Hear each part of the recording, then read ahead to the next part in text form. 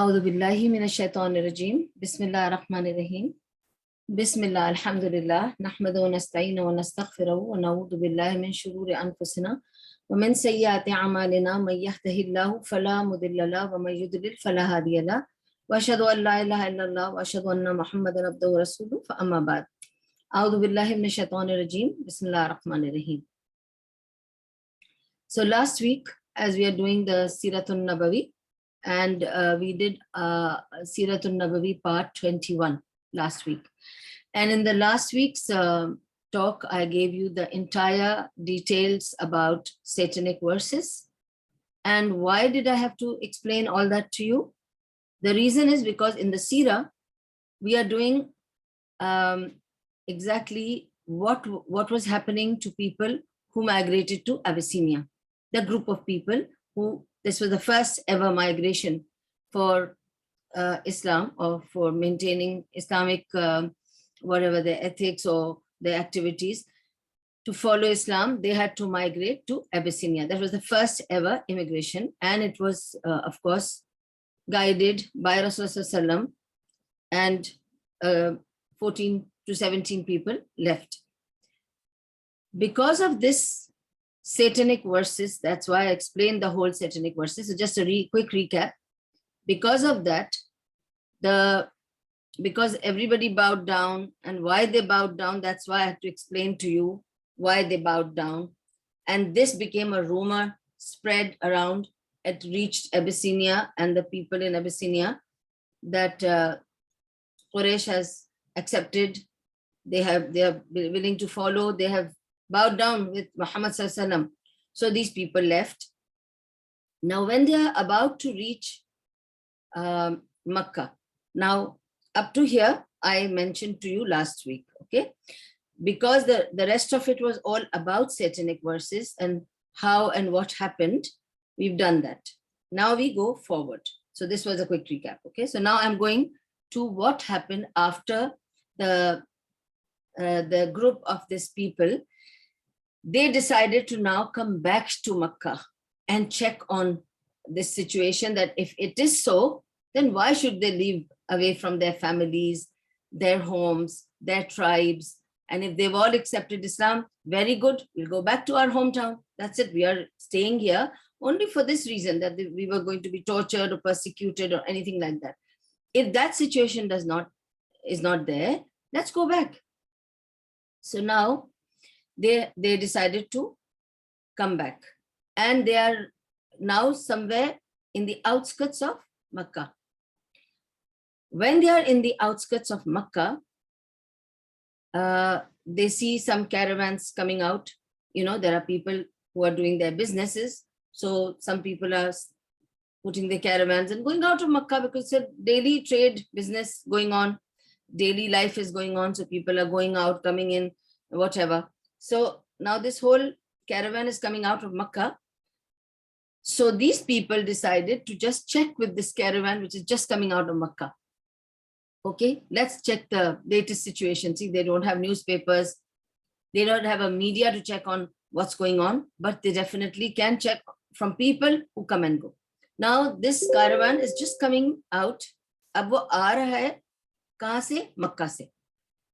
مکہ سے جو بزنس کرنے والے باہر جاتے ہیں وہ آ رہے ہیں، اور یہ لوگ جو 15-17 لوگ ہیں، یہ جب پہنچ رہے ہیں، ان کو ایک قسم سے ہم سوچتے ہیں نا کہ کوئی آ رہا ہے وہاں سے، تو ہم اس سے پوچھ لیں کہ کیا سچویشن ہے بھائی ملک کی. تو وہ پوچھتے ہیں ان سے کہ بتائیے مکہ میں ایسے ہی ہے نا، ہم یہ سن کر آئے ہوئے ہیں کہ قریش لوگ جو ہے نا وہ سب ایکسیپٹ کر لیے ہیں اور سب کچھ، تو ہم وہ سن کر ہم آ گئے. کاروان والوں نے کہا نہیں ایسا کچھ بھی نہیں ہے. Life is as it used to be in Makkah. ایسا کچھ نہیں ہے. اگر تم لوگ یہ سوچ کر مکہ جا رہے ہو کہ کچھ بدل گیا ہے، کچھ نہیں بدلا. قریش اب بھی اپنے لات اور عزا کو ہی مانتے ہیں، اور انہوں نے محمد صلی اللہ علیہ وسلم یا ان کے لوگوں کو کسی کو کوئی فریڈم نہیں دیا ہے، اور تشدد اب بھی اسی طرح ہے. اگر تم لوگوں کو واپس جانا ہے تو چلے جاؤ، لیکن یہاں پر ویسے ہی چل رہا ہے معاملہ جیسا تم لوگ چھوڑ کے گئے تھے. اب یہ لوگ سوچتے ہیں کہ اب ہم کیا کریں. اب دیکھیں بہت مشکل سوال آ گیا نا. آپ سوچ کے دیکھیں 2 منٹ کو اپنے آپ کو ان کی جگہ پہ رکھ کر دیکھ لیں. کیا آپ کہیں گئے مائگریٹ کر کے کہیں اور بسنے کے لیے, جب آپ واپس آتے ہیں, ٹھیک ہے, آپ وہاں سے سب کچھ چھوڑ کر اب آ رہے ہیں یہ سوچ کے کہ بس اب ہم واپس جا رہے ہیں اپنے ملک, ابھی ہم اب ہم واپس آ رہے ہیں, ٹھیک ہے. اب آپ جب واپس آ رہے ہیں, آپ قریب آ گئے, تب آپ کو یہ پتا چلتا ہے کہ نہیں حالات صحیح نہیں ہے یہاں کے, تو تم واپس لوٹ جاؤ. اب وہ واپس کہاں سے لوٹ جائیں, اب وہ یہ سوچتے ہیں ٹھیک ہے اب یہاں تک آ گئے, نکڑ تک پہنچ گئے, شہر کے بالکل باہر کھڑے ہیں. اب یہ پوری سفر واپس سے ابیسینیا تک کریں, چلو اندر جا کر خود اپنے ہاتھوں سے, آنکھوں سے, اپنے لوگوں سے پتا کر لیتے ہیں کہ سچ میں حقیقت کیا ہے اور کس لیول پر ہیں لوگ, اور اپنے لوگوں سے بھی تھوڑا مل لیتے ہیں, ٹھیک ہے. لیکن ایک مسئلہ تھا یہاں, بہت بڑا مسئلہ تھا. اب آپ کو میں بتا چکی ہوں عرب کلچر کیا تھا, ٹرائبل کلچر کیا تھا, کہ حجاز میں اگر آپ کو رہنا ہے تو آپ کو انڈر کسی ٹرائب رہنا ہے, کسی قبیلے کے آپ کو پروٹیکشن سپورٹ چاہیے. یعنی آپ کو بتانا ہے کہ آپ کس قبیلے سے ہیں. آپ ایسے ہی آ کے اگر رہ جائیں گے تو آپ کو پروٹیکشن نہیں ملے گی. اگر کل کو کسی نے آپ کو چھیڑخانی کی, آپ کا نقصان کیا, آپ کو لوٹ مار دیا, تو کون بچائے گا, کیونکہ وہاں پہ ٹرائبل لیڈرشپ چلتی تھی, ٹھیک ہے. تو کسی نہ کسی ٹرائبل کے یعنی کسی خاندان کے آپ ہوگے وارث, یا اس خاندان کے تم رشتہ دار یا جاننے والے یا جو بھی ان کی انڈر پروٹیکشن میں ہوگے, تو تم کو کوئی بھی چھوئے گا نہیں. اور اگر تم کسی کی پروٹیکشن میں نہیں ہو, پھر تمہیں کوئی مار پیٹ کر سکتا ہے اور تمہارا کوئی مددگار پھر نہیں ہوگا. اور یہ ایک کلچر تھا وہاں کا, ٹھیک ہے. اب مسئلہ کیا تھا, اب آپ لوگ سوچ رہے ہوں گے پر یہ سارے لوگ تو ٹرائبل کے, یہ تو ان کے ٹرائب کے لوگ تھے نا. اگر میں نے آپ کو بتایا عثمان بن عفان گئے تھے تو ان کی تو ٹرائب تھی نا, اور یہ سارے لوگ جو گئے ان کے تو قبیلے تھے نا, یہ تو سب قبیلوں میں سے گئے نا. سلمہ گئیں, ابو سلمہ گئے, تو یہ تو قبیلے سے تھے, کیسے گئے. اب آپ کو میں سمجھانا چاہتی ہوں, جب یہ بھی ایک کلچر تھا کہ جب آپ اپنا قبیلہ چھوڑ کر دوسرے ملک چلے جاؤ تو آپ نے قبیلے سے ناتا توڑ لیا, اور اس کو امبیرسمنٹ کہا جاتا ہے.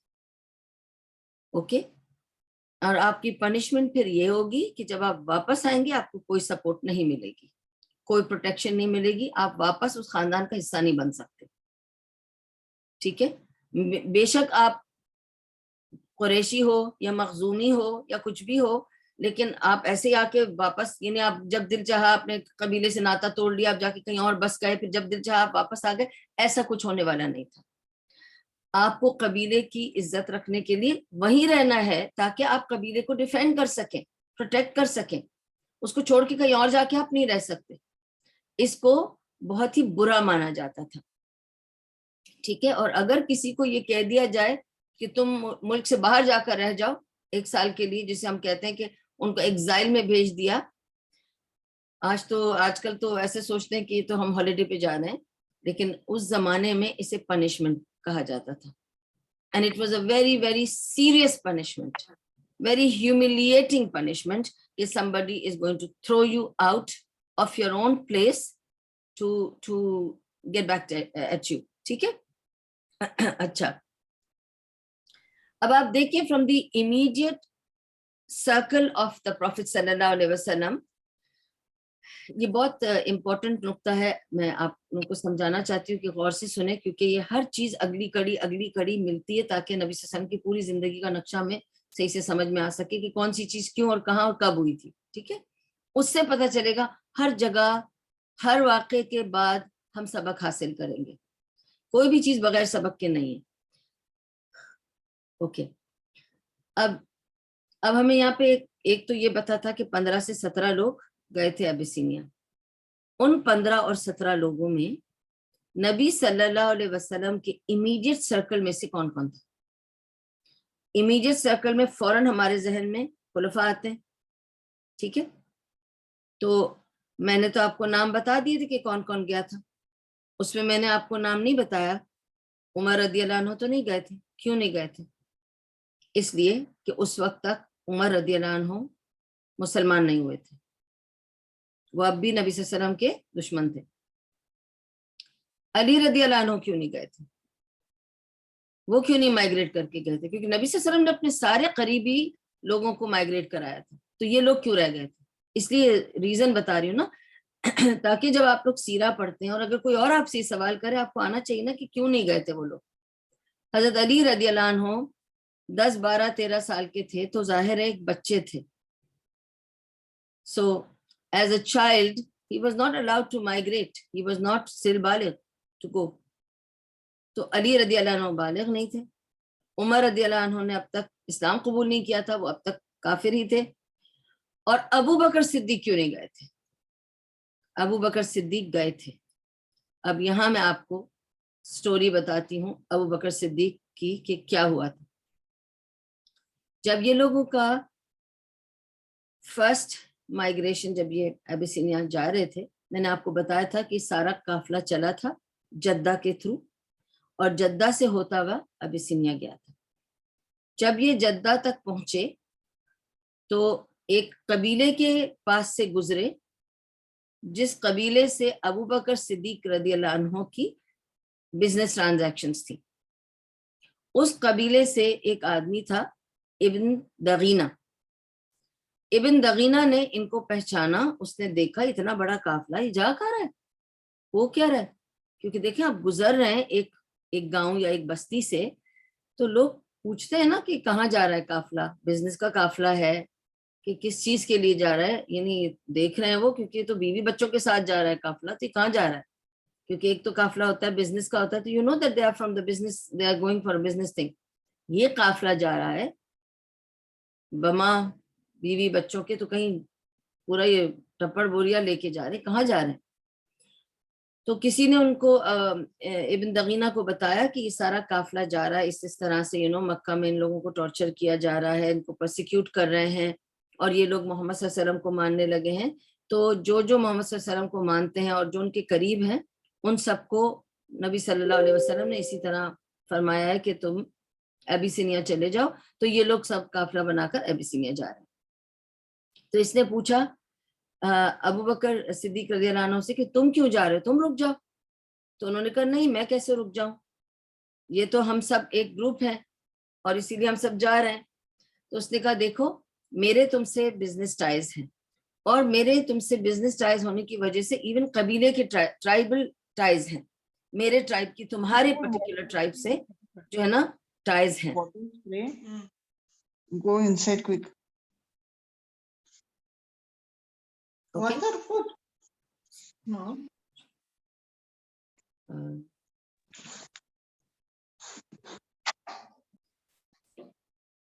Okay. اعوذ باللہ من الشیطان الرجیم.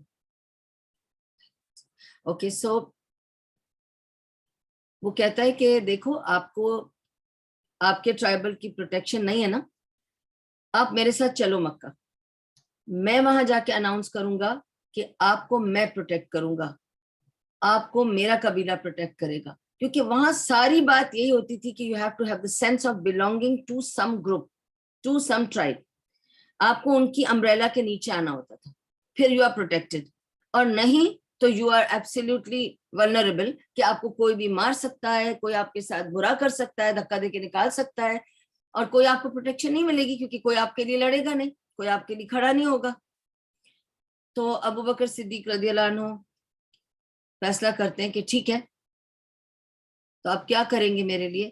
تو وہ کہتا ہے کہ آپ میرے ساتھ چلیں مکہ، میں وہاں اناؤنس کروں گا کہ میں آپ کا پروٹیکٹر ہوں اور آپ آرام سے مکہ میں رہیں. اور کیونکہ میرے ٹرائب کی آپ لوگوں کے ٹرائب کے ساتھ ایک ریلیشن شپ ہے، ایک ٹائز ہیں، بزنس ٹائز ہیں اور پرانے ٹائز ہیں، تو میں اس سے ان پہ دباؤ ڈالوں گا کہ وہ آپ کو پرسیکیوٹ نہ کریں، ٹارچر نہ کریں، آپ کو ستائے نہ، اور آپ اپنی مرضی سے آرام سے وہاں پہ زندگی گزار سکو گے تو اس میں کوئی پرابلم نہیں ہوگا, میں آپ کو پروٹیکٹ کروں گا, آپ واپس چلو میرے ساتھ. قافلہ آگے نکل جاتا ہے تو جو لوگ گئے وہ گئے, ٹھیک ہے, اور ابو بکر صدیق نہیں گئے. تو اب میں نے کیونکہ وہاں تک آپ کو سٹوری سنائی تھی, اب یہ کچھ کڑیاں ہیں جو ہمیں جوڑتے رہنا ہے تاکہ ہم ایکسپلین آپ کو کر سکوں, کیونکہ میں نے بات وہاں سے شروع کی ہے کہ قافلہ واپس آ رہا ہے, ٹھیک ہے. لیکن ایک سوال اٹھتا ہے نا کہ جب قافلہ واپس آ رہا ہے ان میں کون کون لوگ ہیں اور پیچھے جو رہ گئے تھے وہ کون کون لوگ ہیں, اور یہ مجھے اس لیے بتانا ہے کیونکہ اس دوبارہ قافلہ اب جائے گا تو اس میں کون کون جائے گا اور کون پیچھے رہ جائے گا از امپورٹنٹ, ٹھیک ہے. اب تو ابو بکر صدیق رضی اللہ عنہ ان کے ساتھ واپس جاتے ہیں.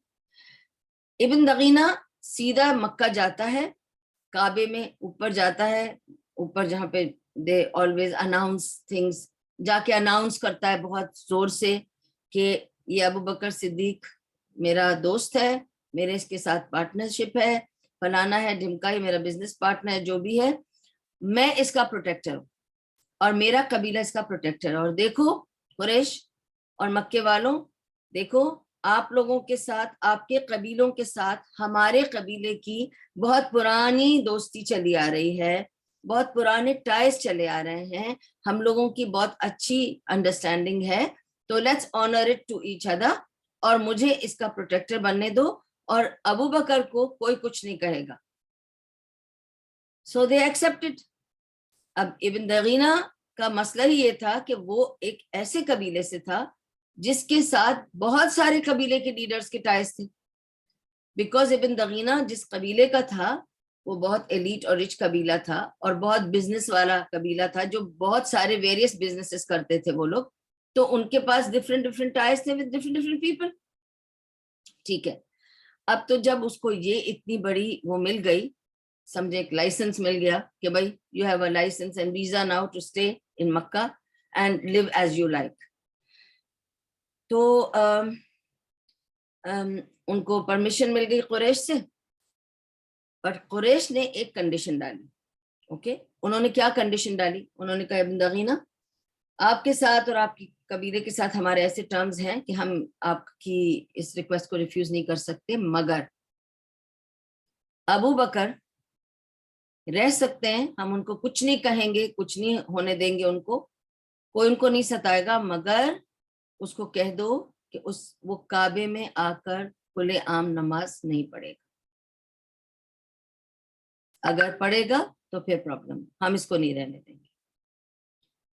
تو ابن دغینہ آیا اور اس نے ابو بکر صدیق رضی اللہ عنہ سے کہا کہ بھائی یہ کنڈیشن ہے ان لوگوں نے رکھی ہے مجھ پر, تو اگر تم ایکسپٹ کر لو تو یہ بات پکی ہے کہ تمہاری پروٹیکشن کنفرم ہو گئی ہے, اور پبلکلی کوئی عبادت نہیں کرے گا, پبلکلی نماز نہیں پڑھے گا, کعبے میں آ کے نماز نہیں پڑھے گا, کیونکہ کبھی کبھی ابو بکر صدیق رضی اللہ عنہ خود سے جا کے نہیں کعبے میں نماز پڑھتے تھے, ایسی وہ جرتیں نہیں کرتے تھے بلا وجہ کی, لیکن جب وہ دیکھتے تھے کہ نبی صلی اللہ علیہ وسلم کعبے میں نماز پڑھے تو کبھی کبھی وہ انہیں جوائن کر لیا کرتے تھے. اب نبی صلی اللہ علیہ وسلم was protected by the Quraysh leaders, you know that, ٹھیک ہے, he was protected because of Abu Talib. Abu Talib has protected him, he is keeping his hand over him. میرے بھتیجے کو کوئی کچھ نہیں بول گئی, میرا بھتیجا ہے, میرے قبیلے کا, اور میں سردار ہوں قبیلے کا, اب وہ جو بھی ہے اس کو کوئی چھوئے گا نہیں, تو he was being protected. Others needed protection کیونکہ ابو بکر صدیق نے جس وقت اسلام قبول کیا اور ڈکلیئر کیا کہ وہ اسلام قبول کر چکے ہیں اور نبی صلی اللہ علیہ وسلم کے ساتھ ہیں, ان کے قبیلے نے ان کو رد کر دیا تھا. ان کے قبیلے نے اعلان کر دیا تھا کہ ہمارا ابو بکر سے کوئی لینا دینا نہیں ہے, ہم آج سے اس کے کوئی پروٹیکشن ہاتھ میں نہیں لے رہے, اور ہم اس کو جیسے نا ہم نے چھوڑ دیا, he is out of our protection links. اب کیا ہو رہا ہے, تو جب قریش نے یہ ابو بکر صدیق رضی اللہ عنہ پر یہ کنڈیشن یا شرط ڈالی, انہوں نے قبول کر لی. لیکن ابو بکر صدیق بھی ہوشیار آدمی تھے نا, قبول تو کر لی, پر انہیں پتا تھا کہ مجھے پھر بھی کچھ بھی دعویٰ کا کام تو کرنا ہی ہے. تو ابو بکر صدیق رضی اللہ عنہ نے کیا کیا کہ ان کا جو گھر تھا اس کا آنگن تھا, انہوں نے اپنے گھر کے آنگن کو مسجد بنا دیا. مسجد کوئی الگ سے تعمیر نہیں کی. It's like creating a prayer hall inside his own house. ٹھیک ہے, جیسے آپ کے گھر کا کوئی احاطہ ہے, آپ اس کو کبھی ریسٹورینٹ بنا لیتے ہیں جب آپ کے یہاں پارٹی ہوتی ہے تو, ہے نا, اور کبھی آپ اس کو اسٹیج بنا لیتے ہیں اگر کچھ آپ کو فنکشن کرنا ہو. اسی طرح انہوں نے اپنے آنگن اور احاطے کو مسجد بنا دیا, اور اس میں 5 وقت کی نماز پڑھنے لگے, اور لوگ ان کو جوائن کرنے لگے, اور لوگ اپنے گھر والے ہی ان کو جوائن کرنے لگے. لیکن وہ کیا کرتے تھے, کیونکہ احاطہ تھا, دیواریں چھوٹی ہوتی تھی, ٹھیک ہے, اور جب وہ نماز پڑھتے, اسپیشلی عشاء کی نماز, آپ کو ایک بات اور بتاؤں, دوبارہ سے آپ کو لے کے چلتی ہوں میں مکہ. مکہ when in times of the Prophet صلی اللہ علیہ وسلم, کتنی آبادی ہے اس بستی کی؟ 1000 لوگ, not more than that. کچھ گھر ہیں سب, تھوڑی سی آبادی ہے, چھوٹی سی جگہ ہے. Okay, it's not too big a place.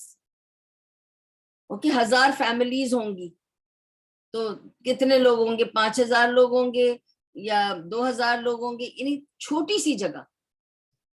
اور یہ وہ جگہ ہے جہاں پہ you know very well that they don't have electricity as such. تو کوئی بتیاں نہیں جل رہی ہیں, اسٹریٹ لیمپس نہیں ہے, کچھ نہیں ہے, لینٹرن پہ گزارا ہوتا ہے, کینڈل لائٹ پہ گزارا ہوتا ہے. تو جیسے ہی مغرب ہوتی ہے وہاں رات ہو جاتی ہے, and there is know sound.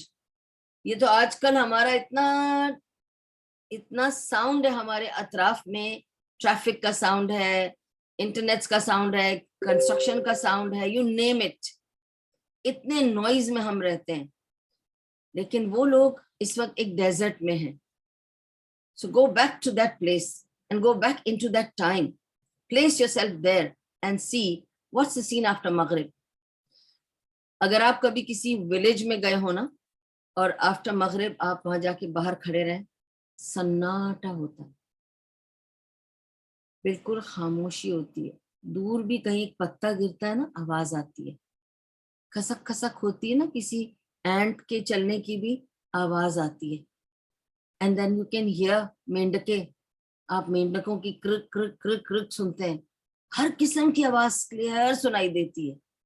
جب آپ کو اتنی آوازیں سنائی دیتی ہیں, اور اس جگہ اس موقع پر آپ کھڑے ہیں جہاں آپ کو مینڈک کی آواز آ رہی ہے, کوئی پتا گر رہا ہے اس کی آواز آ رہی ہے, وہاں ابو بکر صدیق رضی اللہ عنہ ریسائٹ کر رہے ہیں قرآن نماز میں, لمبی لمبی ریسیٹیشن. آواز آئے گی کہ نہیں؟ لاؤڈ اسپیکر کی تھوڑی ضرورت ہے, گونجتی تھی آواز ان کی. اور وہ بہت درد سے پڑھتے تھے, بہت ایموشنل ریسائٹر تھے.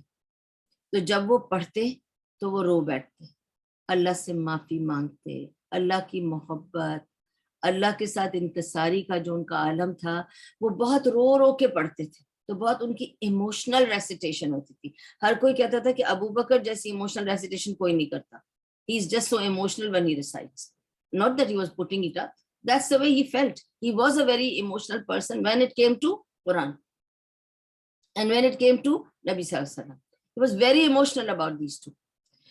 So, اب آپ دیکھیں کہ ایسی جگہ پہ, کیونکہ اب میں نے آپ کو سینیریو کھینچ دیا ہے, ایک گاؤں کا سین ہے, خاموشی ہے, رات کا وقت ہے, کچھ 1000 گھر ہے وہاں پہ, زیادہ بڑی بستی نہیں ہے, اور ایک بار رات اندھیرا ہو گیا, خاموشی ہو گئی. ان کی ریسیٹیشن عشاء کی نماز کی شروع ہو جاتی تھی, اور وہ ریسیٹیشن سننے کے لیے ان کے گھر کے آس پاس لوگ جمع ہو جاتے تھے. لوگ ایکچولی اپنے گھروں میں دور سے کچھ آواز آتی ہوئی سنتے تھے اور کہتے تھے نزدیک سے جا کے سنیں گے. تو ہم یہ کریں گے کہ اس ٹائم پہ ہم نے نوٹ کیا ہے کہ یہ شروع کرتا ہے یہ پڑھنا, ٹھیک ہے, تو ہم اس ٹائم پہ ان کے گھر کے باہر جا کر بیٹھ جائیں گے. تو ان کے باہر جا کر دیواروں کے پاس ان کے بیٹھ جاتے تھے, یعنی گھر کے باہر کی دیوار کے پاس لوگ جمع ہونے شروع ہو جاتے تھے, جن کو بھی سننا ہوا کہ بیٹھ کے سننے لگتے تھے. اور وہ جب سنتے تو وہ میسمرائز ہو جاتے, اور ان کا دل چاہتا اگلے دن پھر سننے آئیں گے. اور اس طرح یہ ہجوم بڑھتا گیا ابو بکر صدیق کے گھر کے باہر, اور لوگ یہ سنتے گئے, اور ان کے دلوں پہ قرآن کا اثر ہوتا رہا. قرآن تو کلام ہے اللہ تعالیٰ کا. جب اللہ تعالیٰ کا کلام پڑھا جائے تو جس پہ اللہ تعالیٰ چاہتا ہے اس پہ اثر ڈال دیتا ہے. جب یہ اثر ہونے لگا تو قریش چونکا. انہوں نے کہا یہ ابھی کیا نیا تماشا ہے ابو بکر کا. اس کو الاؤ کیا کہ وہ اپنے گھر میں صرف نماز پڑھے, باہر پبلکلی نہیں پڑھے. لیکن اب وہ گھر میں زور سے پڑھ رہا ہے, سب کو کلیکشن سب کی ہو رہی ہے اس کے گھر کے باہر. اب یہ مسئلہ ہے تو ابن دغینہ کو بلاؤ. تو وہ لوگ گئے اور ابن دغینہ کو بلایا. ابن دغینہ آیا, اس نے کہا کہ کیا ماجرا ہے. تو انہوں نے کہا کہ دیکھو ابن دغینہ, بات یہ ہے کہ تمہارے ساتھ ہمارا کانٹریکٹ ہوا تھا کہ تم نے ابو بکر کی کفالت لی ہے, حفاظت لی ہے, پروٹیکشن, ٹھیک ہے. لیکن ہم نے یہ کنڈیشن رکھی تھی کہ یہ باہر نماز نہیں پڑھے گا, ٹھیک ہے. اچھا, اس نے باہر تو نماز نہیں پڑھی, لیکن اب یہ گھر میں جو ہے نا نماز پڑھتا ہے زور سے, اور لوگ جو ہے وہ اٹریکٹ ہو رہے ہیں اس کی عبادت میں. تو اب ہمیں اپنی کنڈیشن ریووک کرنی ہے, اور ہمیں اپنی جو کانٹریکٹ تھا آپ کے ساتھ, جو ٹائی اپ تھا, جو ٹریٹی تھی کہ ہم آپ کی پروٹیکشن منظور کرتے ہیں, اس کو ہم واپس لے رہے ہیں. ہم نے ایک نئی کنڈیشن ڈالی کہ اب گھر میں بھی نہیں پڑے گا, اب یہ گھر میں بھی نہیں پڑے گا. تو ابن دغینہ نے سوچا یہ تو مشکل بات ہے. Now ابن دغینہ is a man who's not Muslim, and he tried to do this to help Abu Bakr be in business and be there because he had good relationship with him. But he doesn't want to forego the relationship, all the tribal relationship. نا وہ بھی تو نہیں کر سکتا نا, وہ بھی تو بزنس مین ہے, وہ بھی تو اس کو تو سروائیو کرنا ہے, اور وہ اتنی سمپتی تو نہیں رکھتا نا کہ وہ اتنا کچھ کر لے. تو وہ گیا ابو بکر صدیق کے پاس, اور اس کو جا کر اس نے کہا کہ دیکھو بھائی ابو بکر, میں نے تمہاری پروٹیکشن کی بات کی تھی, انہوں نے اگری بھی کیا تھا کہ آپ اگر جہاں تک کعبے میں یا پبلک کی نماز نہیں پڑھتے ہو, they will not worry about it. لیکن now they are coming up with new condition. اب وہ کہتے ہیں کہ اب آپ گھر میں بھی نہیں پڑھو گے, تو اب کیا کرنا ہے. تو ابو بکر صدیق رضی اللہ عنہ نے کیا جواب دیا, اور انہوں نے کیا, ابن دغینہ نے پتہ کیا کہا تھا ابو بکر صدیق رضی اللہ عنہ سے. اس نے ایگزیکٹلی یہ کہا تھا کہ یا تم گھر میں نماز پڑھنا چھوڑ دو, کیونکہ this is what Quraysh wants you to do now. This is the new contract they are making with this new condition کہ تم گھر میں نماز نہیں پڑھو گے. یا تم گھر میں نماز پڑھنا چھوڑ دو یا میری پروٹیکشن سے ہٹ جاؤ. تم کو ڈیسیشن لینا ہے, because I cannot protect you beyond that because this is the condition they are laying on me. یہ ہمارا نیا کانٹریکٹ ہے, تو یا میری پروٹیکشن چھوڑ دو یا نماز چھوڑ دو. آپ کو کیا لگتا ہے کیا کریں گے ابو بکر صدیق رضی اللہ عنہ؟ انہوں نے کہا ابن دغینہ مجھے تمہاری پروٹیکشن نہیں چاہیے, آج سے میں اللہ کی پروٹیکشن میں ہوں, تم جاؤ. میں نماز نہیں چھوڑ سکتا اور میں اسی طرح پڑھوں گا, اور اب مجھے تمہاری پروٹیکشن نہیں چاہیے. اب جو بھی ہوگا وہ اللہ تعالیٰ دیکھیں گے, اب میں اللہ کی پروٹیکشن میں ہوں, آپ جاؤ.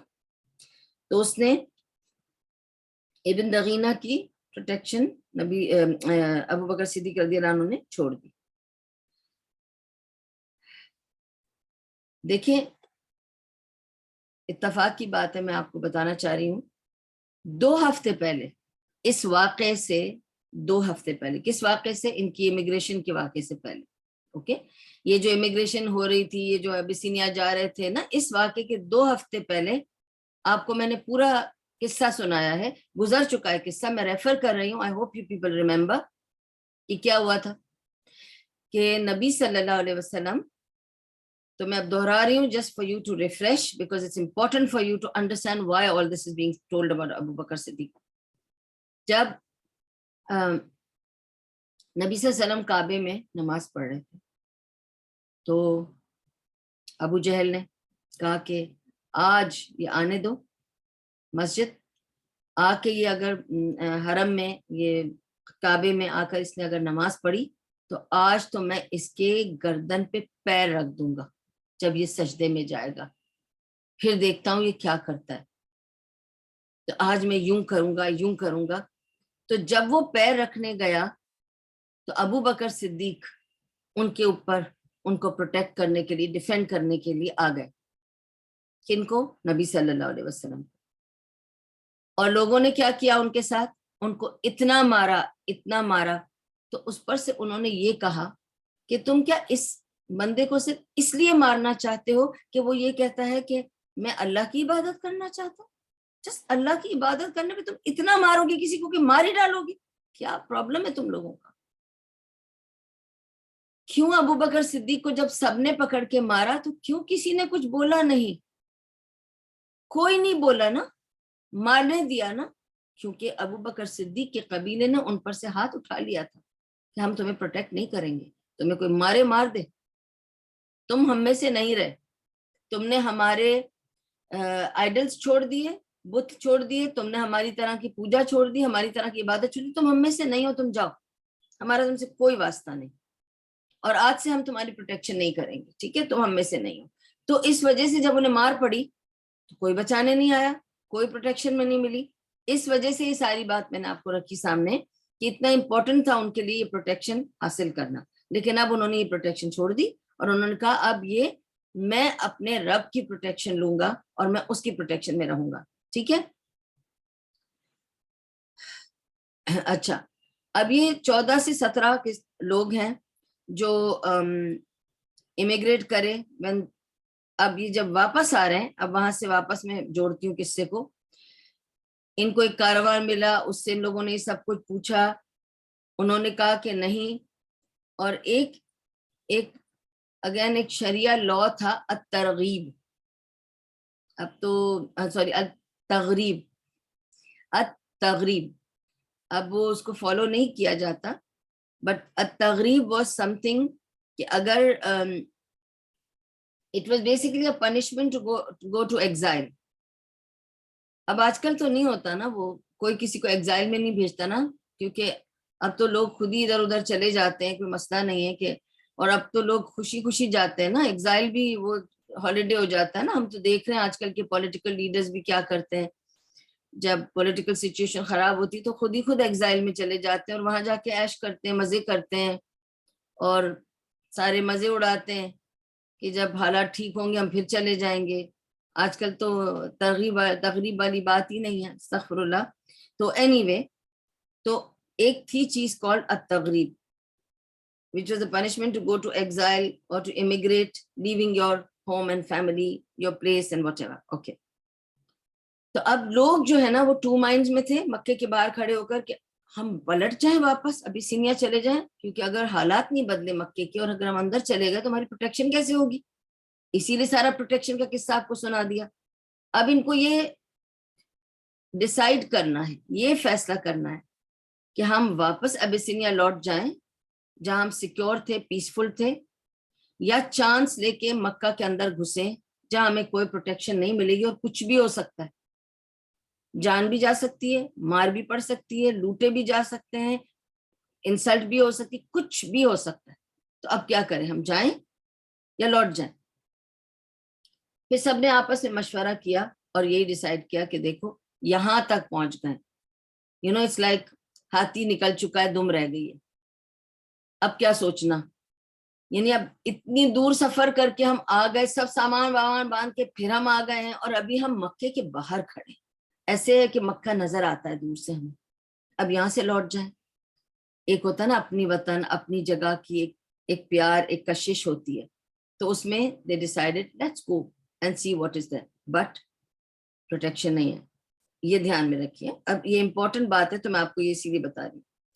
اینی وے, تو یہ لوگ اندر گئے مکے میں, انہوں نے ریئلائز کیا کچھ بھی نہیں بدلا, بلکہ یہ کہ اب یہ لوگ اور بھی زیادہ فوکس میں آ گئے ہیں کہ یہ وہ لوگ ہیں جنہوں نے ٹرائب سے ناتا توڑ کے, بھائی بہت بڑی بات ہو جاتی ہے, ناتا توڑ کر یہ چلے گئے تھے دوسرے ملک, اوکے, اور وہاں جا کے بسیرا بنا لیا انہوں نے, یہ ہم سب کو چھوڑ گئے تھے. ٹھیک ہے, تو یہ بہت ہی امبیرسنگ بات ہے ہمارے لیے, بہت شرمندگی کی بات ہے کہ انہوں نے ہمارا قبیلہ چھوڑ کر جا کے کہیں اور اپنا بسیرا ڈال دیا. کہ ہم میں کیا کمی تھی, ہمارے یہاں کیا مشکل, they are very community oriented people. So they were now in focus کہ یہ وہ لوگ ہیں, you know, the bad people. Okay. اور ایسے بھی ان کو یہ پتا تھا کہ یہ وہ لوگ ہیں جو محمد صلی اللہ علیہ وسلم کے لیے اپنا گھر بار بھی چھوڑ کے جا چکے ہیں, یہ ایسے لوگ ہیں. تو اب پروٹیکشن تو ان کو کسی کی ملنی نہیں تھی.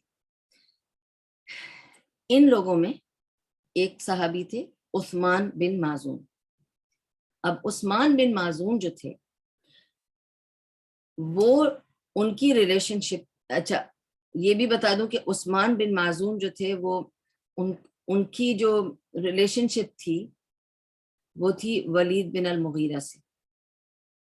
اب ولید بن المغیرہ آپ کو پتہ ہے کون ہے؟ ایک تو ورسٹ انیمی آف اسلام ہے ولید بن مغیرہ. یہ خالد بن ولید کے فادر ہیں. ٹھیک ہے, سمجھتے جائیں اسٹوری کا, سارے کیریکٹرز بہت امپورٹنٹ ہے بھائی. ٹھیک ہے, ولید بن مغیرہ خالد بن ولید کے باپ ہیں اور وہ بہت ہی سخت کٹر دشمن ہے اسلام کے. اور لیکن ان کی جو بھی رشتہ داری ہے کہ وہ قبیلے کے بڑے تھے, اور ولید بن مغیرہ جو تھے ہی از فرام دا قریش قبیلہ, اور عثمان بن مازون جا کر ان سے کہتے ہیں کہ دیکھیں میں اس طرح سے واپس آیا, ہم لوگوں کو ایسے لگا تھا تو ہم واپس آ گئے, اب یہ مسئلہ ہے کہ ہم آ گئے ہیں تو اب ہمیں ڈر ہے کہ ہمیں پروٹیکشن کی ضرورت پڑے گی, تو کیا آپ مجھے اپنی پروٹیکشن میں رکھ سکتے ہیں؟ تو ولید بن مغیرہ نے out of relationship, even though he was a kafir and he knew he is a Muslim and he was a enemy of kafir, لیکن کبھی کبھی آپ کو ریلیشن شپ بھی دیکھنی پڑتی ہے نا, اور اس زمانے میں بھی ریلیشن شپ پر بہت دباؤ تھا. اور میں آپ کو بار بار بتا رہی ہوں کہ how did ابو طالب defend نبی صلی اللہ علیہ وسلم, it's out of relationship. تو ریلیجن سے بھی بڑھ کے ریلیشن شپ کو مانا جاتا تھا, اسی لیے باپ بیٹے کی ریلیشن شپ کو بہت مانا جاتا تھا, قبیلوں کی ریلیشن شپس کو بہت مانا. یہ ویلیوز تھی, very heavy values in this particular, among these particular tribes. اچھا, اب عثمان بن مازون نے ان سے مدد مانگی, انہوں نے کہا نو پرابلم. ٹھیک ہے, تو عثمان بن مازون جا کے ولید بن مغیرہ سے کہا کہ مجھے آپ پروٹیکشن دے دیں. انہوں نے ان کو کہا ٹھیک ہے. ولید بن المغیرہ mind you is one of the most powerful of the men of Quraysh tribes. He's not an ordinary man. ٹھیک ہے, یہ بھی سن لیں. He's one of the most powerful men of the Quraysh tribes. تو ولید بن المغیرہ گئے مکہ میں. They had to announce, you know, when you take somebody's protection, you've got to announce. کیونکہ اب یہ تو نہیں ہے نا کہ آپ اخبار میں کل آ جائے گا کہ کس کی پروٹیکشن میں آپ آ گئے ہیں اور سب پڑھ لیں گے, ایسا نہیں ہوتا تھا نا, ہر چیز اناؤنس کرنی پڑتی تھی. تو وہ اگلے دن گئے کعبے میں جا کے انہوں نے اناؤنس کیا کہ عثمان بن مازون آج سے میری پروٹیکشن میں ہیں, تو ان کو کوئی ہاتھ نہیں لگائے گا, and he is my man. بات ختم. اچھا, اب عثمان بن مازون is protected and he feels comfortable. مگر وہ تو protected ہیں, he is feeling safe, secure, free to walk around. کوئی نہیں پوچھے گا مجھے, کوئی اٹیک نہیں کرے گا, کوئی مارے گا نہیں, کوئی پیٹے گا نہیں, کوئی مجھے کچھ بولے گا نہیں. ٹھیک ہے, اور وہ تو ولید المغیرہ کے ساتھ کون پنگا لے گا بھائی, تو اسی لیے سب سیف تھا. اب یہ آ رہے جا رہے ہیں جب مکہ ٹاؤن میں, تو وہ یہ دیکھتے ہیں کہ دوسروں پر ظلم ہو رہا ہے, میرے بھائی بندوں پر ظلم ہو رہا ہے. یہ کون سے بھائی بندے ہیں؟ جو ریلیجسلی کنیکٹڈ ہیں. یہ وہ لوگ ہیں جو واپس آئے ابیسینیا سے, اور وہ لوگ جو نہیں گئے تھے ابیسینیا تک, پہنچ بھی نہیں گئے تھے. تو وہ دیکھتے ہیں عبداللہ بن مسعود کو ٹارچر کیا جا رہا ہے, بلال بن حبشہ کو ٹارچر کیا جا رہا ہے, خباب بن الارات کو ٹارچر کیا جا رہا ہے, اور وہ دیکھ کے گزر رہے ہیں وہ سیف ہیں. اور ان کے ساتھی جیسے انہوں نے اسلام قبول کیا ہے, ایسے ان لوگوں نے جو اسلام قبول کیا ہے ان پر تشدد کی جا رہی ہے, اور وہ دیکھ رہے ہیں اور گزر رہے ہیں. یہ ان سے برداشت نہیں ہوا. He started feeling very guilty. So he came to Walid bin al-Mughira and he said, مجھے آپ اپنی پروٹیکشن سے آزاد کر دیجئے, مجھے آپ کی پروٹیکشن نہیں چاہیے. تو انہوں نے کہا کیوں, کیا ہوا؟ تو وہ آئے, آ کر انہوں نے بیٹھ کر اس کے عثمان بن مازون سے پوچھا کچھ بات ہو گئی, کچھ مجھ سے کوئی بھول ہوئی, کسی نے تم کو, میرے قبیلے والوں میں سے کسی نے تمہیں کچھ انسلٹ کیا, کچھ بول دیا, مجھے بتاؤ تمہاری کیا پریشانی ہو گئی, تم کیوں میری پروٹیکشن سے نکلنا چاہتے ہو, تمہارے لیے سیف نہیں ہے. اور میرے سے کوئی کمی ہوگی تو مجھے بتا دو, کیونکہ they were connected, related. So وہ نہیں چاہتا تھا کہ عثمان بن معزون ناراض ہو جائے یا چلا جائے. اور یہ بھی ایک انسلٹ کی بات ہوتی ہے نا کبھی کبھی, کہ آپ کسی کی پروٹیکشن پھینک رہے ہیں, آپ اپنے منہ جانا چاہ رہے ہیں کہ نہیں مجھے تمہاری پروٹیکشن نہیں چاہیے.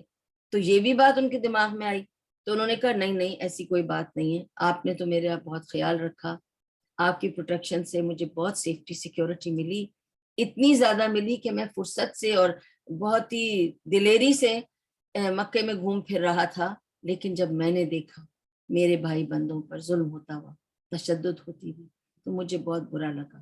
میں سیف سیکیور بیٹھا ہوں کمفرٹ میں, اپنے کمفرٹ زون میں, کہ آپ کی پروٹیکشن مجھے ملی بھی ہے, اور میرے بھائی بندوں پر ظلم اور تشدد ہو رہا ہے, اور میں ان کی کوئی نہ مدد کر سکتا ہوں نہ ان کے درد کو سمجھ سکتا ہوں. تو مجھے یہ گلٹی لگتا ہے, اس لیے مجھے اپنی پروٹیکشن سے آزاد کر دیجئے. میں ان لوگوں کے درمیان رہنا چاہتا ہوں اور ان کی طرح اپنے آپ کو رکھنا چاہتا ہوں, تاکہ مجھے ایسا نہیں لگے میں کوئی پریویلیجز میں ہوں اور ان سے بہتر طریقے کی زندگی گزار رہا ہوں, جبکہ میرے بھائی لوگ تکلیف اٹھا رہے ہیں. تو آپ مجھے آزاد کر دیں. تو وہ لے کے جاتے ہیں اس کو کعبے. Again it has to be announced, remember, اور announced in such a way that ولید المغیرہ پہ کوئی blame, کوئی سلینڈر, کوئی بات نہیں آئے کہ انہوں نے کوئی کمی یا کچھ غلطی کی جس کی وجہ سے وہ اس کی پروٹیکشن سے نکلنا چاہ رہے ہیں. تو یہ دونوں کعبہ جاتے ہیں اور ولید بن المغیرہ اناؤنس کرتے ہیں کہ آج سے میں نے اس کو آزاد کیا ہے اپنی پروٹیکشن سے, اس کے کہنے پر, not because of any شکایت he has from me, مجھ سے کوئی اس کو شکایت نہیں ہے, لیکن یہ اس کا اپنا پرسنل ڈیسیشن ہے. اور وہ آ کے اوپر کھڑے ہو کے کہتے ہیں کہ ولید بن مغیرہ نے سچ کہا, یہ میرا پرسنل ڈیسیشن ہے. ولید has been very good to me, very kind to me, generous to me, and has protected me well, but from now I want to be away from his protection and be on my own. Declare ہو گیا, آواز یہ declare ہو گیا. اگلے دن کیا ہوتا ہے, how Allah subhanahu wa ta'ala tests immediately. The moment you think I can do it, immediately the test comes around.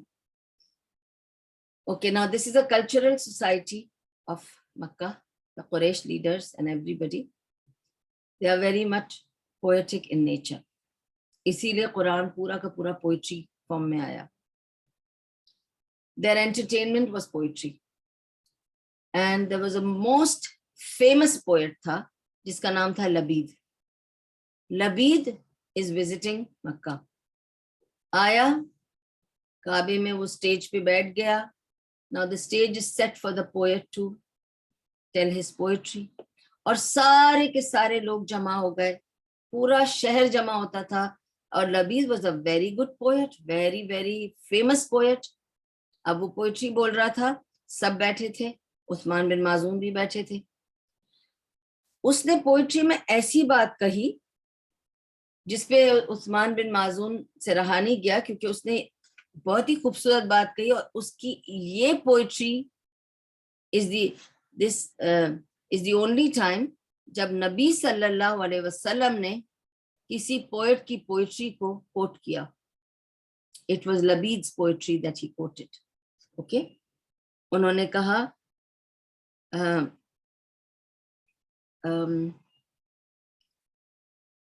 اس نے پوئٹری میں یہ کہا, آف کورس عربک میں پوئٹری تھی تو میں آپ کو اس کا مفہوم بتاتی ہوں اس لائن کا, جس کو پھر نبی صلی اللہ علیہ وسلم نے بار بار ریپیٹ کیا اور کوٹ کیا, کہ اس نے یہ, لبید نے بھی یہ بات کہی تھی. اس نے یہ کہا تھا کہ اللہ کو چھوڑ کر اور اللہ کے ذکر کو یا اللہ کو چھوڑ کر باقی ہر چیز دنیا کی بیکار ہے. ٹھیک ہے, ہر چیز بیکار ہے اور ہر چیز ورتھ لیس ہے, ہر چیز زیرو اللہ کو چھوڑ کر. تو عثمان بن معزوم نے فوراً بات سن کر کہا تھا, صدقت,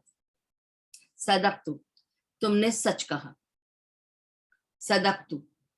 اور پھر اس نے دوبارہ اس طرح کی جملے کہے کہ اللہ ہی سب کچھ ہے اور اس کے علاوہ کچھ بھی نہیں. تو اس نے کہا صدقت. پھر اس نے کہا کہ جتنی بھی بلیسنگز, جتنی بھی نعمتیں ہیں جو اللہ نے بنائی ہیں وہ سب فنا ہو جائیں گی. جتنی بھی نعمتیں تم دیکھ رہے ہو جو اللہ نے بنائی ہیں وہ سب فنا ہو جائیں گی. یہ سن کر اس نے کہا, عثمان بن معذون نے, کذبتو, تم جھوٹ بول رہے ہو. تو اس نے کہا کیا, تم نے کیا کہا؟ کیونکہ جب تک وہ صدقتو کہہ رہے تھے خوش تھے کہ بھئی یہ ہاں میں ہاں ملا رہا ہے. اب اس نے کیسے کہہ دیا کہ تم جھوٹ بول رہے ہو؟ کہا کذبتو. کیوں؟ کیونکہ اس نے کہا, اس سے پوچھا گیا عثمان بن معذون سے, تم نے یہ کذبتو کیوں کہا, تم نے کیوں کہا یہ جھوٹ بول رہا ہے, کیا جھوٹ بول رہا ہے؟ تو اس پہ سے وہ کھڑے ہو کر کہنے لگا, اس نے کہا کہ اللہ تعالیٰ کی جتنی نعمتیں ہیں وہ سب فنا ہو جائیں گی ایکسپٹ جنت. جنت فنا نہیں ہوگی, جنت فانی نہیں ہے, جنت ہمیشہ رہے گی, وہ فنا نہیں ہوگی, باقی سب فنا ہو جائے گا. تو یہ نہیں کہو کہ جتنی نعمتیں ہیں وہ سب فنا ہو جائیں گی, ایک نعمت ہے اللہ کی جنت جو فنا نہیں ہوگی. تو کسی نے پیچھے سے, اب تو پتا تھا عثمان بن معذون کے اوپر کسی کی پروٹیکشن نہیں ہے, تو کسی نے اٹھا کر اتنی زور سے مکہ مارا کہ یہ ایڈا بلیک آئے. یہ اپنی کالی آنکھ لے کر پکڑ کر گھر پہنچے. جیسے ہی گھر پہنچے ولید بن المغیرہ ان کو ملنے آ گئے. انہوں نے دروازہ نوک کیا, یہ اپنا فرمنٹ وہ کر رہے تھے, کولڈ فرمنٹ کر رہے تھے. اس کو پوچھا کیا کیا تم نے, یہ تم نے کیوں میری پروٹیکشن سے فراغت مانگی, دیکھا تمہارا کیا ہو گیا, اب تمہاری ایک آنکھ پھٹ گئی ہے, اب تو تم واپس آ جاؤ, میں پھر جا کے اعلان کر دیتا ہوں کہ میں تمہاری پروٹیکشن لے رہا ہوں, اور میں اس کا جواب دوں گا. پھر یہ جو مکہ تمہیں پڑا ہے نا, اس کا جواب میں ضرور دوں گا, تم صرف مجھے بتا دو, دوبارہ جا کے میں اناؤنس کر دیتا ہوں کہ تم میری پروٹیکشن میں ہو, پھر میں اس کا جواب ضرور دے کے رہوں گا. عثمان بن معذون نے کہا, آپ کو نہیں خبر میری یہ آنکھ کتنی جیلس فیل کر رہی ہے اس آنکھ سے, یہ آنکھ جیلس فیل کر رہی ہے اس آنکھ سے, کیونکہ اس آنکھ کو مار پڑی اللہ کی خاطر اور یہ بچ گئی. تو یہ تھا ان کا عقیدہ, ان کا ایمان اس زمانے کے لوگوں کا اور ہمارے صحابہ کا, کہ ان کو پروٹیکشن نہیں چاہیے. They are willing to take it for the sake of Allah because they know اجر will come from Allah سبحانہ وتعالی. تو جو چوٹیں ہمیں لگتی ہیں نا زندگی میں اللہ کی خاطر, اس سے کبھی گھبرانا نہیں چاہیے. اس لیے کیونکہ ہر چوٹ کے پیچھے آپ کو پتہ ہے گناہ معاف ہوتے ہیں, اور ہر چوٹ کے پیچھے ہم ایلیویٹ ہوتے ہیں, اور ہر چوٹ کے پیچھے اللہ تعالیٰ ہمارے اجر بڑھاتا ہے, as long as we are grateful and we are patient. ٹھیک ہے, تو یہ تو تھا لبید والا معاملہ. اچھا, اب میں نے آپ کو ابو بکر کی ساری سٹوری بتا دی کہ وہ کیسے پروٹیکٹڈ تھے, پھر آپ کو عثمان بن معذون کا بتا دیا وہ کیسے پروٹیکٹڈ تھے, پھر انہوں نے اپنی پروٹیکشن ہٹا دی. عثمان بن معذون کے علاوہ ایک اور شخص تھا جس کو پروٹیکشن ملی تھی, یہ جو واپس آئے تھے نا, میں ان کی بات کر رہی ہوں اس وقت, کہ یہ لوگ جو واپس آئے قافلے سے ایبیسینیا سے, پلٹ کے میں ان کا سب کا قصہ سنا رہی ہوں. تو میں نے آپ کو ابو بکر کا سنا دیا کہ ان کے ساتھ کیا ہوا, کیسے ہوا, وہ کیسے واپس آئے, وہ تو گئے نہیں تھے نا, واپس آئے ان کے ساتھ کیا ہوا. پھر جو یہ پورا قافلہ 2-3 مہینوں کے بعد ہی واپس آ گیا غلط نیوز سن کر, رومر سن کر, تو ان میں ایک عثمان بن معذون تھے جنہوں نے پروٹیکشن لی تھی, اور دوسرے کون تھے, ابو سلمہ. اب ابو سلمہ کا قصہ سنیے.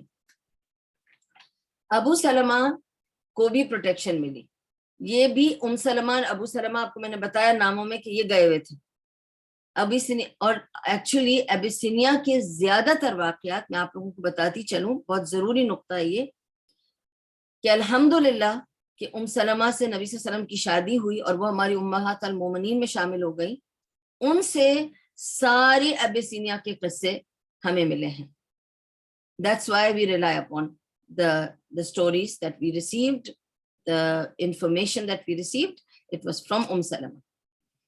سلمہ کیونکہ وہاں ان کے ساتھ قافلے کے ساتھ, تو قافلے میں جانا, قافلے میں کیا ہوا, وہاں پہنچ کے کیا ہوا, نجاشی کیسا تھا, اس کا دربار کیسا تھا, وہ کیسے رہے, کیسے سیٹل ہوئے, وہاں کے کیا واقعات تھے, 2-3 مہینوں میں کیا کیا ہوا, اور پھر وہ واپس آئے, کیسے آئے, کیا کیا ہوا, ہر چیز کا سلمہ سے ہمیں مل گئی ہے, ساری ڈیٹیل ادھر ہی سے ملی ہمیں. ٹھیک ہے, اب ابو سلمہ اور سلمہ بھی اس قافلے میں جو واپس آئے, تو یہ لوگ واپس جب آئے تو ابو سلمہ نے بھی اپنے ریلیشن شپ کو کیش آن کرنے کی کوشش کری, اور وہ پہنچے, he reached ابو طالب. ٹھیک ہے, اب آپ کو پتا ہے ابو طالب از دا لیڈر آف قریش ٹرائب. یہ پہنچے ابو طالب کے پاس اور ان سے کہا کہ اب ابو طالب کون ہے, یہ تو ضروری ہے مجھے آپ کو بتانا. اصل میں نے آپ کو بتایا نا کہ عبداللہ اور ابو طالب یہ ایک ماں کے بچے ہیں. ٹھیک ہے, آپ کو میں نے بتایا کہ عبد المطلب کے بیویوں کے حساب سے میں نے آپ کو بتایا تھا کس کے کتنے بچے تھے. ٹھیک ہے, تو عبداللہ اینڈ ابو طالب از فرام ون مدر. تو یہ دونوں جو تھے وہ سگے بھائی تھے with mother and father both. پھر میں نے آپ کو بتایا تھا اسی طرح باقی بھائیوں کے آپ کو ڈیٹیلز, وہ تو اب پرانی بات ہوگی, میں ریپیٹ نہیں کر رہی. بتانے سے مقصد یہ ہے کہ جہاں عبداللہ اور ابو طالب بھائی تھے سگے, ان کی بہن تھی ایک, اور ابو سلمہ ان کے بیٹے. ٹھیک ہے, اچھا اب ابو سلمہ اگر ان کے بیٹے ہیں تو ابو طالب ان کے کیا لگے, ماموں. ٹھیک ہے, اب یہ سوچتے ہیں کہ بھائی میرے اب ماں کی طرف کا رشتہ ہے نا, obviously باپ کی طرف کا رشتہ ہوتا ہے تو زیادہ آپ کو ہوتا ہے, جیسے نبی صلی اللہ علیہ وسلم کو تھا کہ میرا چاچا ہے. آپ یاد رکھیں باپ سے ساری چلتی ہے, لینیج اور کنیکشن اور انہیریٹنس, سب باپ کی طرف چلتی, ماں کی طرف نہیں چلتی. تو یہ بھی میں کلیئر کر دوں, کیونکہ اکثر لوگ بہت اپنے ننیال سے چمٹے رہتے ہیں, بہت زیادہ کرتے ہیں, میں بھی ان میں سے ہوں ایک, بٹ میں نے اپنے ددیال کے ساتھ بھی اتنا ہی چمٹا کیا ہے کام, الحمدللہ رب العالمین. But you see it's a very well known fact کہ لوگ اپنے especially women try to connect only to her side of family, which is very unfair. You should connect your child to the father side of family, okay, because that's where he belongs. He does not belong to your side of family anyway. So don't do that because it's going to confuse the child also. وہ سوچے گا میں اس family سے belong کرتا ہوں, نا he belongs to the father side of family. But when he was in trouble, he thought اب میں کیا کرتا ہوں, میرا ماموں تو لیڈر ہے قریش کا, تو میں سیدھا جا کر ان سے پوچھتا ہوں کہ کیا وہ میری پروٹیکشن کر لیں گے. تو وہ آتے ہیں ابو طالب کے پاس اور آ کے کہتے ہیں کہ آپ مجھے اپنی پروٹیکشن دے دیں گے. تو ابو طالب پہلے تو سوچتے ہیں کہ کیا کروں, پھر کہتے ہیں کوئی بات نہیں, میں تمہیں اپنی پروٹیکشن دوں. آپ کو یہ بھی بتا دوں ابو طالب was a very good hearted man. ٹھیک ہے, so he's taken the کفالت of ابو سلمہ, میں تمہیں پروٹیکٹ کروں گا. اب ابو طالب کی پروٹیکشن مل رہی ہے ابو سلمہ کو, تو obviously ابو جہل کو لگا, مرچی لگ گئی, آگ ہی بھڑک گئی اس کے تو دل میں. یہ کیا کیا اس نے, یہ وہ لوگ ہیں جو ابیسینیا جا کے بیٹھ گئے تھے اس محمد صلی اللہ علیہ وسلم کے کہنے پر, اور وہاں سے یہ واپس آئے, ان کو ہم پروٹیکشن دیں, کیوں دیں. تو یہ جھگڑنے چلا گیا اپنے بھائی سے. آپ کو پتا ہے ابو جہل ابو طالب کا بھائی ہے, یہ چلا گیا اور اپنے ساتھ اوروں کو بھی لے کے گیا اور بہت غصہ دکھایا, لڑائی جھگڑا کرنا شروع کر دیا, سب کو جمع کر لیا ابو جہل نے ان کے دروازے کے باہر, اور کہا تم اس کی پروٹیکشن چھوڑو, ہم تمہیں اس کو پروٹیکٹ نہیں کرنے دیں گے, تمہیں اس کی پروٹیکشن چھوڑنی پڑے گی. اور سب لوگوں کو جمع کر کے لے آیا تاکہ وہ بات کو اپنی مضبوط منوا کے رہے. And above Jahl was how he was. تو اب وہ سارا جھگڑا کھڑا ہے دروازے کے باہر ابو طالب کے. جب اللہ کسی کی پروٹیکشن کرنا چاہتا ہے نا تو اللہ تعالیٰ اپنی مدد بھیجتا ہے, لوگوں کے دلوں میں ایسی باتیں ڈال دیتا ہے, ایسے لوگ اٹھ کر آپ کے لیے آ جائیں گے جن کو آپ نے سوچا بھی نہیں ہوگا.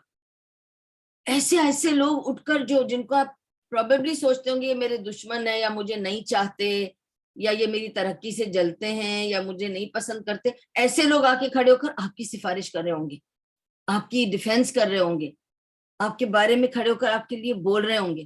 اللہ ایسے لوگوں کو لا کے کھڑا کرے گا کہ آپ حیران ہو جائیں گے. یہ اللہ تعالیٰ کا وزڈم ہے اس میں. اب آپ دیکھیے کون آیا ان کے ڈیفینس کے لیے, آپ یقین نہیں کریں گے کہ کون آیا. اگر میں آپ سے کہوں نا گیس کریں, آپ گیس نہیں کر سکیں گے. of all the people, ابو لہب of course وہ بھی ان کا بھائی تھا, لیکن آپ کو پتا ابو لہب کیسا تھا, تبت یدا ابی لہب وتب, اتنی ان کو کرس دی گئی ہے. he was such a worst man. Okay, he had no absolutely morals.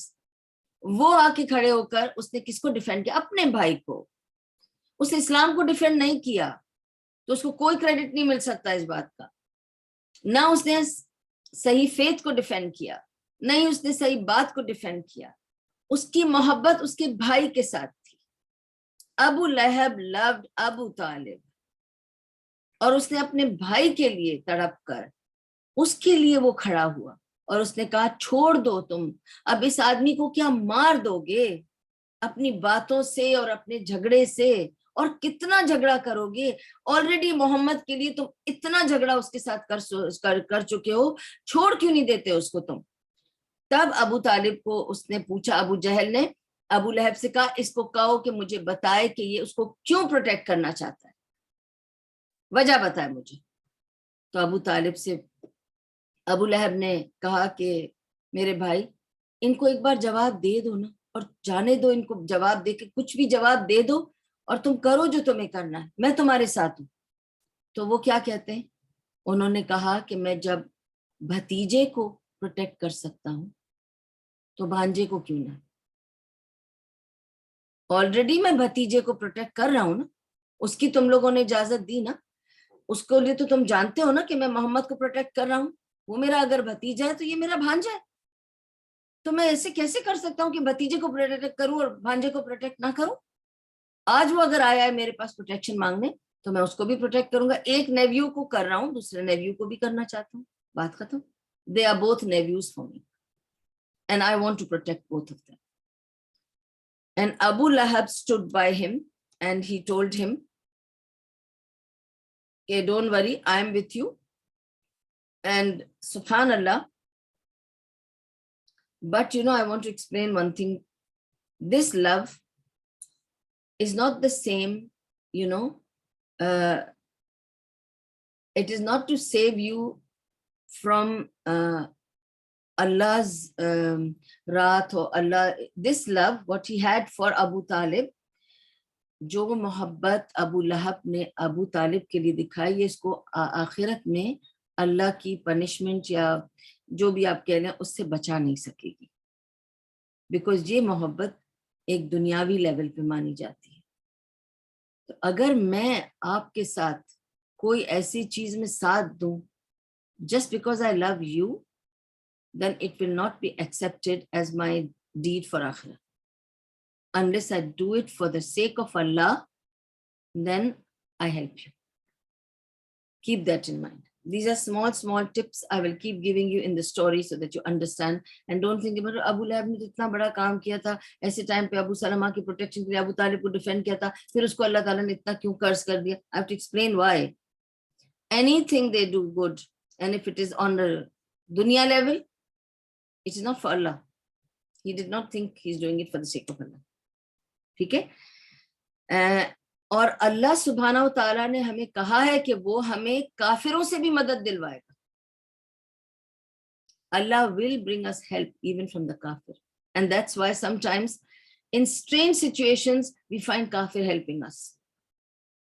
Okay, like Najashi. He was not a Muslim, but Rasulullah sallallahu alaihi wasallam trusted that he will be fair with our people, and he sent him, and he was. So Allah subhanahu wa ta'ala flourished the first group of Muslims who migrated to a non-Muslim place, to a non-Muslim ruler, and made that non-Muslim ruler kind to them. اس طرح سے اللہ سبحانہ wa ta'ala ہمیں non-Muslims کے through بھی kindness پہنچاتا ہے, help پہنچاتا ہے. اچھا, ایک 2-3 ہفتے کے بعد they realized that nothing is good in Makkah. یہ تو بیکار ہو گیا, ہم کو تو جانا چاہیے. یہ تو یہاں تو تشدد ہے, یہاں تو پھر بات نہیں کر سکتے, ہم نماز نہیں پڑھ سکتے, پروٹیکشن کا پرابلم ہے, کوئی پروٹیکٹ کرنے والا نہیں ہے, اگر کسی نے حملہ کر دیا تو کوئی ہمیں بچائے گا نہیں, جھگڑا ہو گیا تو یا تو مار پیٹ ہو جائے گی تو مر جائیں گے, ہم تو ہاتھ بھی واپس نہیں اٹھا پائیں گے, تو یہ تو بہت مسئلے کی بات ہے, تو اب کیا کیا جائے.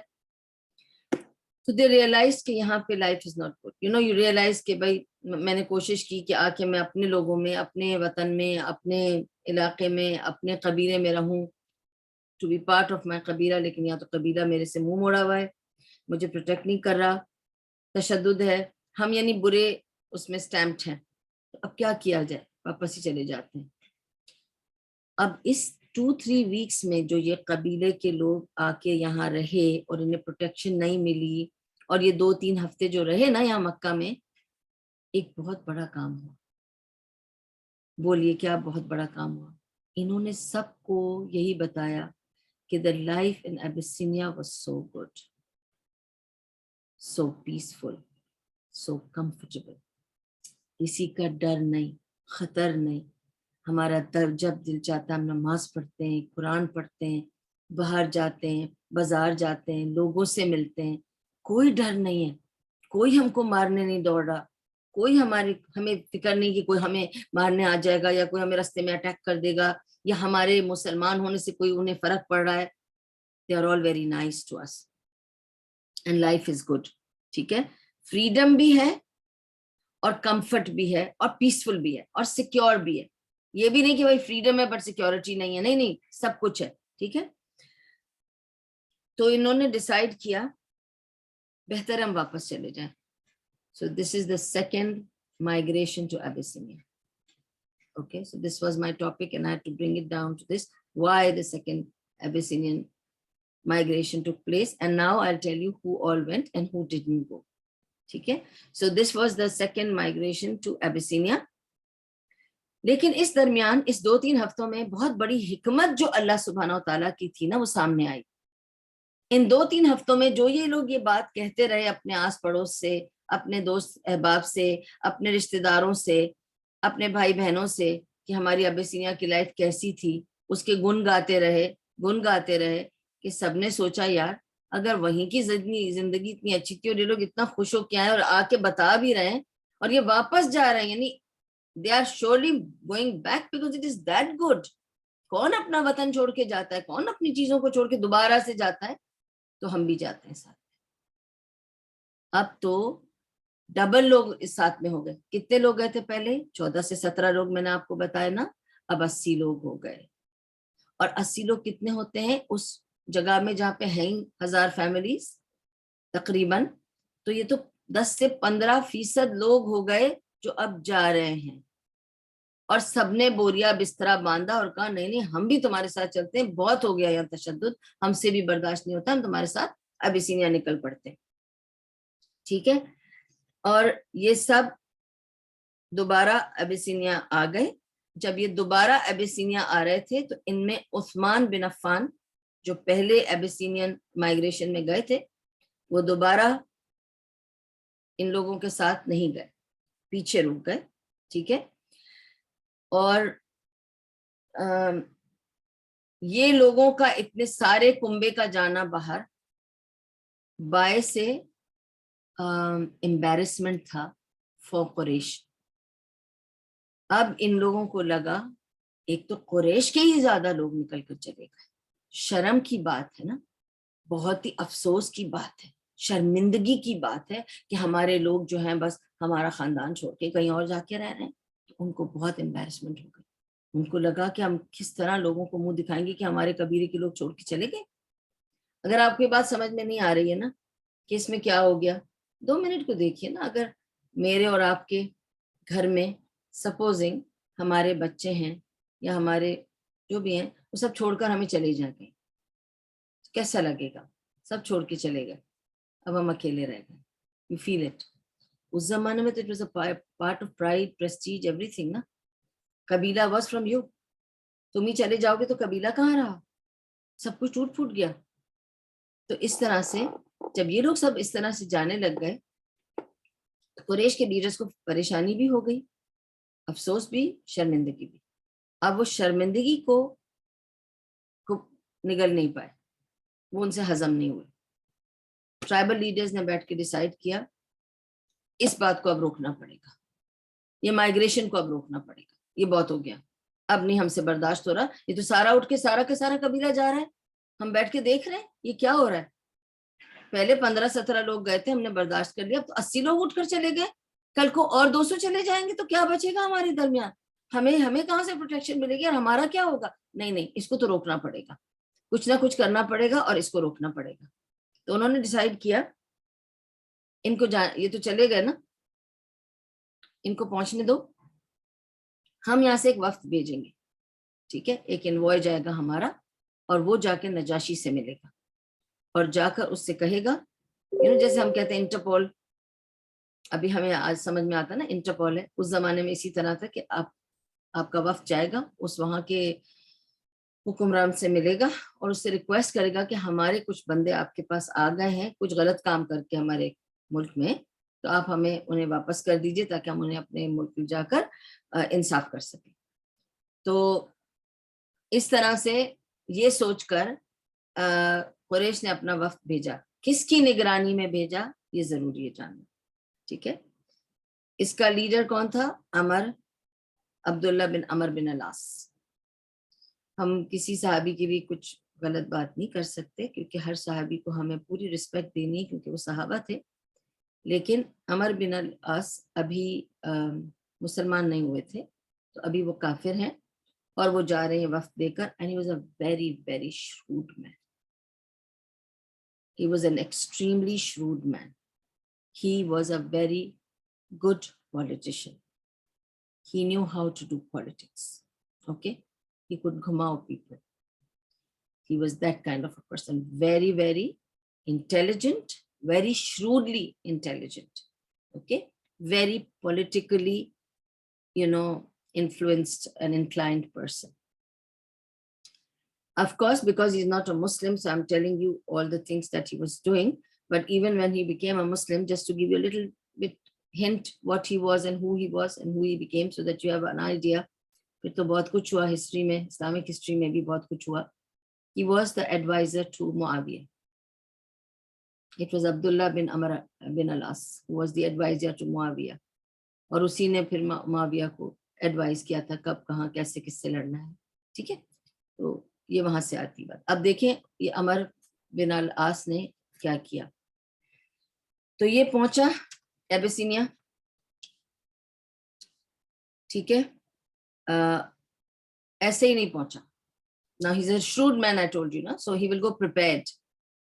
تو اس نے کہا کہ بہترین گفٹس حجاز کے ساتھ لے لو, بہت بہت ایکسپینسو اور بہترین گفٹس جو حجاز کے تھے وہ کیمل سکن کے بیگز تھے, کیمل سکن کے گفٹس تھے, کیمل سکن کے جیکٹس تھے, جو بھی تھا. Camel skin was something very precious. اس کو انہوں نے گفٹس بنا کے لیا, اور مکے سے camel skin was very precious and مدینے سے ڈیٹس, اور بھی بتیرے انہوں نے گفٹس لیے اور سب لے کے چل پڑے, اور سیدھا چل کر نجاشی کی دربار میں اس کو پیش کرنے کے لیے. لیکن اور ہوشیاری کرے, پہلے انہوں نے کہا عبداللہ بن عمر العاص نے, ہم ایسے نہیں جائیں گے اس کے دربار میں, پہلے ہم ان کے وزیروں سے ملیں گے جو ان کے ایڈوائزرز ہیں, ان کو برائب کرنا ہے.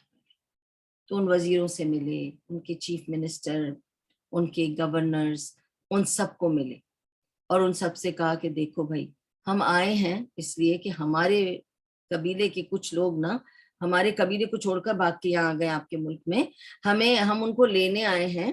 تو کل ہم جب نجاشی کے دربار میں یہ بات لے کے جائیں گے, آپ ہمیں سپورٹ کرنا, تو یہ آپ کے لیے تحفے ہیں. سمجھ گئے نا بات؟ اوکے, تو this is how they call it lobbying. I'll do this for you, you do that for me. That's how it is done. Okay, تو یہ bribing تھی. And of course they took all the gifts and everything and they agreed and they said okay, we will support you. Okay, I think I will close here and I will inshallah, or is it incomplete story? Because okay, I'll just tell you what happened. I'll tell the story halfway up to here کہ وہ گئے ان کے دربار میں.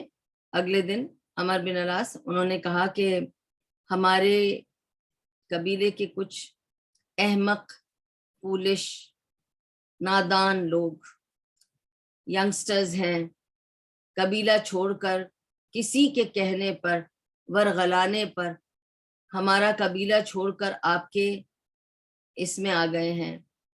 اور وہ ایسے لوگ ہیں کہ انہوں نے ہمارے باپ دادا کا مذہب چھوڑ دیا وہ بھی قبول نہیں کیا اور آپ کے پاس آ کے آپ کا مذہب بھی قبول نہیں کیا, کوئی نئے مذہب پہ چل پڑے ہیں اور وہ آپ کی نگرانی میں رہ رہے ہیں, ہم انہیں لے کے جانا چاہتے ہیں کیونکہ ہم انہیں پہچانتے ہیں, ہمیں پتا ہے ان کے ساتھ کیا کرنا ہے اور انہوں نے ہمارے ملک میں کیا کیا ہے, اس لیے آپ وہ بندے ہمیں دے دیجیے, ہم انہیں لے جائیں گے. Najashi was a very fair man. Remember what did Nabi sallallahu alaihi wasallam use the word for Najashi? He said this man is a malikun adil. یہ ایک بہت ہی فیئر رولر ہے. اس نے کہا تمہاری بات میں نے سنی, اب جو لوگ یہاں پر امیگرنٹس آئے ہیں, I have to give them a right to speak to and give, ان کی صفائی میں ان کو کیا کہنا ہے, میں ان کی بھی بات سنوں گا اور اس کے بعد فیصلہ کروں گا. So I'm going to ask them to come to the darbar and then I will ask them to explain their story to me and then I will speak to you and give you my decision. یہاں تک کرتے ہیں, پھر اس story کو continue کریں گے انشاءاللہ, because time ہو گیا ہے and I think I don't want to exceed the time limit too much. So it's a very interesting story. We'll carry on inshallah. Yeah. Okay. وآخر دعوانا الحمد لله رب العالمين. سبحانك اللهم وبحمدك نشهد أن لا إله إلا أنت نستغفرك ونتوب إليك. ربنا تقبل منا إنك أنت السميع العليم, تب علينا إنك أنت التواب الرحيم. برحمتك يا أرحم الراحمين, برحمتك يا أرحم الراحمين, برحمتك يا أرحم الراحمين. وصلى الله تعالى على خير خلقه محمد وعلى آله وصحبه أجمعين وبارك وسلم.